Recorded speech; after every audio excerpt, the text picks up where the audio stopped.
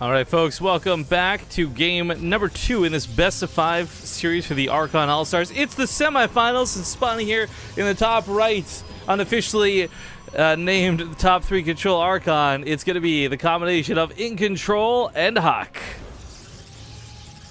In the bottom left, as the Red Terran, it's Liquid Bunny and Chanman. Just renamed to Chan God after this. Poor Bunny's gonna have to step up soon, or he's gonna get replaced in Team Liquid. Exactly. This is just embarrassing for him. Chanman's doing everything.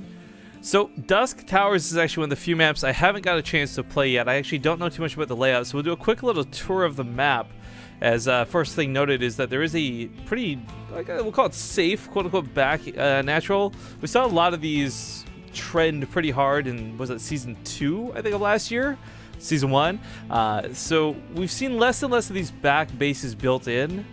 And the third base is pretty secure as well with a really wide ramp. So first thing I noticed that this is a game that, very much like Orbital Shipyard, could provide a pretty easy third base. But Incontrol and Hawk have something to say about that. Yeah. Well, it's another base where you could get to another map. Sorry, we can get to 3 bases like kind of easily. Obviously, once again having that pocket one in the back, and the third is not so far away. But they just don't want to try that again. It is going to be a proxy Stargate, so very old-fashioned. It's going to be scouted though. I'm pretty sure. Like the SCV gets in here, sees no natural, sees how much gas was taken. Like it's the easiest one to scout. This is such a weird. You can always tell. This is such a weird place for a rock tower, but I guess you can lock that off and create a weird choke, high ground, and all this good stuff. Those, that kind of reminds me of the Cactus Valley rocks. You're like, when did those ever come into play? And maybe like once or twice it did. I know, it's just it's so strange to see them. I'm not sure. Maybe. I don't know. Yeah, what I would love to see combo this is to actually build pylons closer to the ramp and actually get a photon overcharge off. Tear down some of that wall, send some adepts through behind it. But either way, Oracle being rallied directly towards the main, and unfortunately, there's not really enough to deal with this just yet, as there might be a Widow Mine out to stop it from completely slaughtering everything, but likely it's going to get some kills before that's the case. Very surprised that they did not anticipate a Stargate. They anticipated proxy gateways, I'm guessing? Yeah, I mean, it's very common to have, you know, the faster CC followed up with 3 barracks instead of gas, instead of the factory, but they do the bunker at the front to stop adepts. They got a Void Ray coming in next, but this Oracle, there's 3 Marines to stop it. When the Widow Mine spawns as well, you can kill it before it burrows. Oh, unless they're not on top of it before it burrows. A little bit of wasted time, you know, not like... Yeah. You see the factory, and you don't know how fast that factory came out, so I can kind of see why they didn't go for the SCV line as soon as they saw the Marine count wasn't high enough. But they might have been able to get more SCVs had they gone directly to it. So I guess just gonna use the Oracle now for detection, use the Void Ray to open the wall, and then use those 4 or 5 gates coming down to just warp some units in here directly. For those who, well, it might get scouted, but still, for those who don't know really quick, the warp gate gets placed over here so you can warp in a little bit faster. You're gonna see a lot more proxy gateways be more common as time goes on, but the Cyclone is a great choice. More bunkers coming down, a necessity. Now, once upon a time, if the supply depot was broken, that was kind of game over as the adepts rushed in, but this is now just back to what it was in Heart of the Swarm, a mild annoyance. You know, you get supply blocked, they can come up through the wall now, but it's not game over. The Cyclone, once again, just a good addition because Widow Mines, well, they would help, or just not nearly as, what's the word? Like, they'll probably die pretty quickly when the Oracle sees them, and the Cyclone can be used for many different purposes, so it's a nice little catch-all in the early game when you still don't have any upgrades and not a lot of production. I love that the Oracle has this extra layer of utility as well, where, like, let's say, okay, they actually can't push up, they're not using detection, they can just start laying down some of these stasis wards all around the map, and if not, revelation tagging. You can try and macro out of this as the Protoss player. I mean, they could have just built like a 3rd Nexus instead of 4 Stalkers and probably had a decent amount of time still after that to know they're safe with the force fields going down. And they might still. I mean, they're getting their gases now. That does seem to be the only warp in they're going to use on this side of the map. And basically it's now up to Bunny and Chanman to determine when is the right time to move out. And when they get a medevac, and actually they already have one, they might try and drop just for that little bit of harassment. With a Mothership Core back at home, or not. They never got one? They never got one. No, well, they probably assume that they got one, so you don't really want to drop. I guess that's the funny thing, where if they did drop, it would be a considerable amount of damage. Cyclone's just still going to rotate around the base, and they get some lock-ons. They can do some very serious damage, but it's still just such a tricky situation. The Oracle needing to be picked off very badly. Revelation tags. Okay, it reveals detection for stealth, but more importantly, it just gives vision to what's going on. As you said, they can expand behind us, and in my opinion, I think that's what makes Protoss so scary to deal with. You see a lot of tweets from pros right now, like, how do I deal with Protoss taking earlier thirds or doing X versus Y? And I think the scariest thing is, like, there's not a lot of Protoss builds that require you to go all in anymore. In fact, most of what you do to be aggressive, you can still expand behind. And I'd say fairly comfortably at that. This is a frustrating thing about Protoss' existence since Wings of Liberty. Not even, like, sacred to Legacy of the Void. Just the idea that you sometimes cannot tell if they're all-inning. And with a force field mechanic, even if you can tell, like, okay, they're macroing back at home, it is still risky to bust out of it like they're doing now. And you can, without really intending to, allow them to macro, thinking that you had to defend the entire time. Now, this seems to be a pretty well-timed break. You know, that third isn't quite up and running yet. It's done, but it doesn't have a lot of probes. The production isn't quite ready either, and there isn't a lot of tech for the Protoss either. I mean, they have their Void Ray and their Oracle, but they don't have Blink, and their upgrades aren't that great. The Oracle actually comes back in here. I think it's set down one Stasis Ward. That's actually kind of cool rings.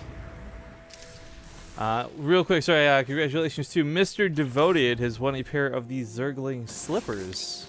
That is something I don't even have. They look really cool, and so actually it was so funny. I was sitting waiting for Zombie to come out of this monster lineup at the BlizzCon store, and this woman walks down. She's just oh my god, guys, she's gorgeous. She's in cosplay, and it's just, she is this woman you can't take your eyes off of type thing. And I look down, and she's wearing the Zergling plushies on top of it, like instead of whatever she had for her shoes, and it just looks so stupid and out of place. Yeah. But those things look pretty funny. They look silly. I like them. I like them quite a bit. They're like Disney Kingdom Hearts shoes. That's the one. Yeah, they're big. They're quite big. But they're probably comfy. Oracle once again coming in here, getting whatever damage it can. It's up to 18 some about Archon mode. So production 15 workers, by the way. Like, it's been amazing what it's been able to do. Production is only just finished. And the Potent Overcharge obviously is no longer there, even with the pylons finally warping in.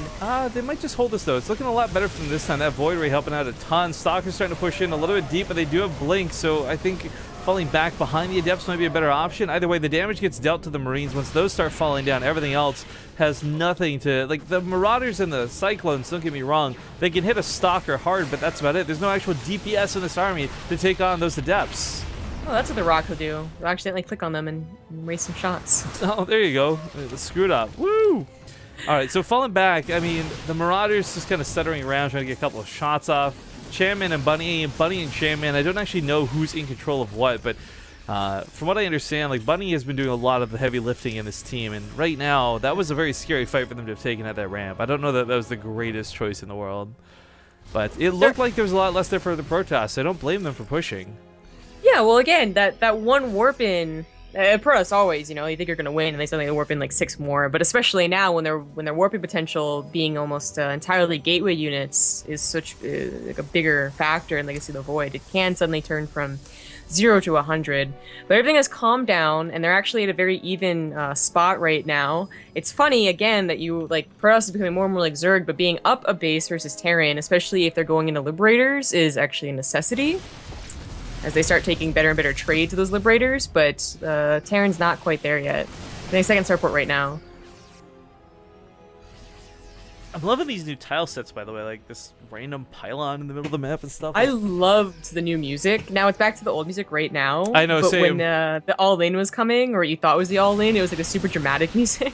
It'd be cool if they get, like, I guess this might be a little too hard for Blizzard to do, but it'd be so cool if something where, like, the APM picks up really high, that's when the epic music cues in, because, you know, like, that's so the most epic at the beginning when everyone spams, you mean? Well, have it cue, like, force at the beginning, and have it, like, because it's good for intros, right? And then also when the fights begin. But I got this really, like, calming music right now. That's not good fight music. I got, like, the Terran music, yeah. Alright, looks like the fourth is going to be canceled without much Pros can say about it. They have a minefield to go through. Oh, well, they're saying something about it on the other side of the map. Exactly. Lots of Adepts coming in. They do have resonating glaives, so much faster attack speed. Obviously, always going to be a problem as there wasn't any Viking maids to deter this. That blink on top of the Widowmine, that's going to sting. Terran's going to be able to get out and take a couple units with it, so... At the end of the day, the cancel on a 4th was definitely good, definitely worth it. The War Prism is still doing damage in the main base, so it's so annoying. But 52 SCVs is not bad. Yeah, it's really cool to see... Oh, okay, there we go. Storm. Storm, unfortunately, not like the campaign, will not heal your units. Yeah.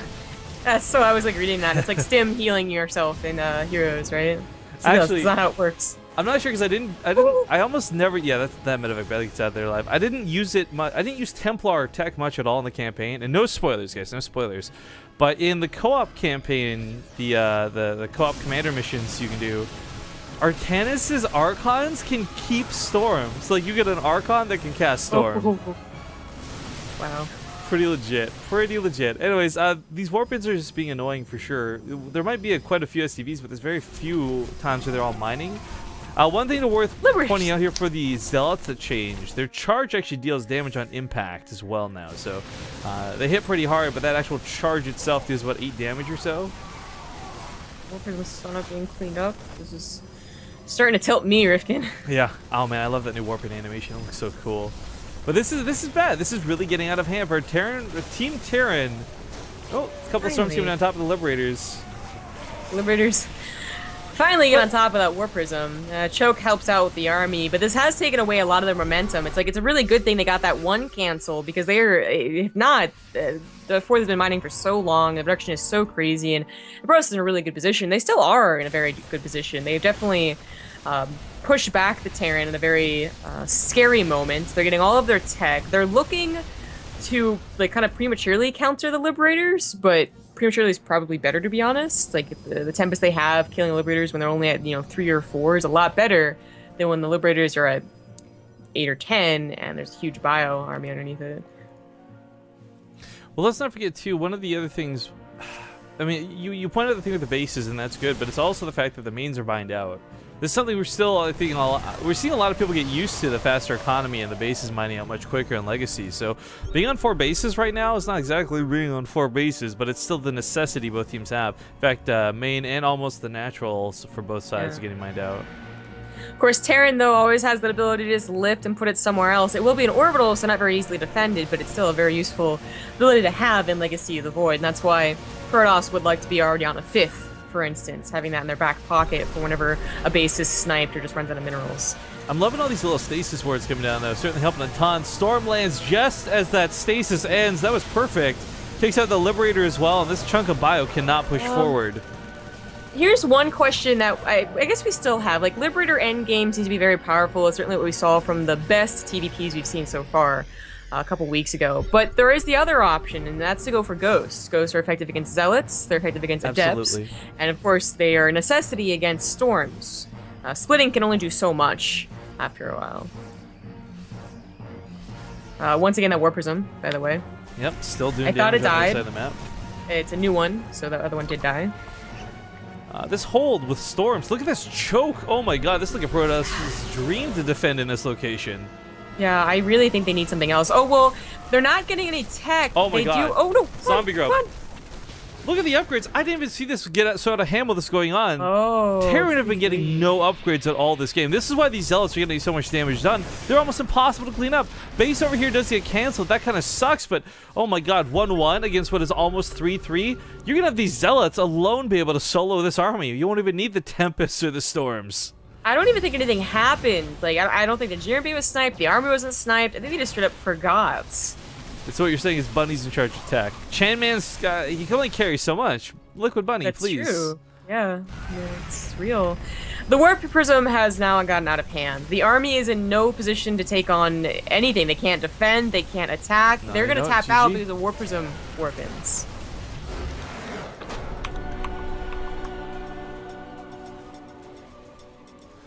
Well, congratulations to Team Protoss. They'll bring it back and tie up the series now 1-1. Again, Incontrol and Hawk with those upgrades. Just look, I mean, when you're on 3-3 against Terran on 1-1, I think that's the dream. That's what every Protoss shoots for. That's what they hope happens.